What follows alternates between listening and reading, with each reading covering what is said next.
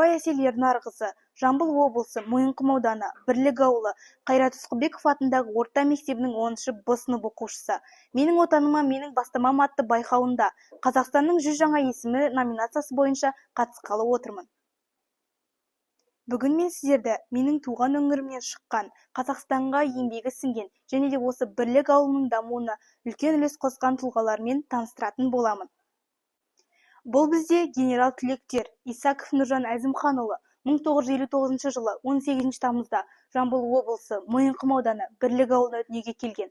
Асылов Берік Ноғайұлы 1964 жылы 28 ақпанда дүниеге келген. Отарбаев Шаймұрат Шәукетұлы 1958 жылы 7 желтоқсанда дүниеге келген.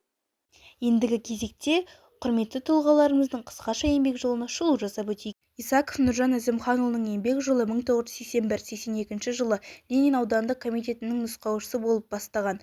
Соңғы жұмысы Нұр-Сұлтан қаласының қорғаныс істер жөніндегі департаменті бастығы қызметін атқарған. Қазіргі таңда зейнеткер. Асылов Берік Ноғайұлы Алматы қаласы Алатау ауданы прокуратурасында тағылымдамашы қызметінен бастау алған еңбек жолы қазіргі таңдағы 2022 жылдан бергі Қазақстан Республикасының бас прокуроры болуына дейін жалғасты.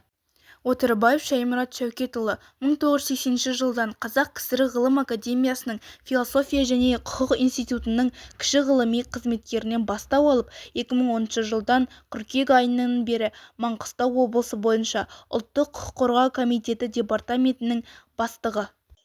100 жаңа есім жобасының мақсаты осындай құрметті тұлғалардың табысын үлгі ету. Олар тек қана жай ғана маман емес, әділеттің жаршысы.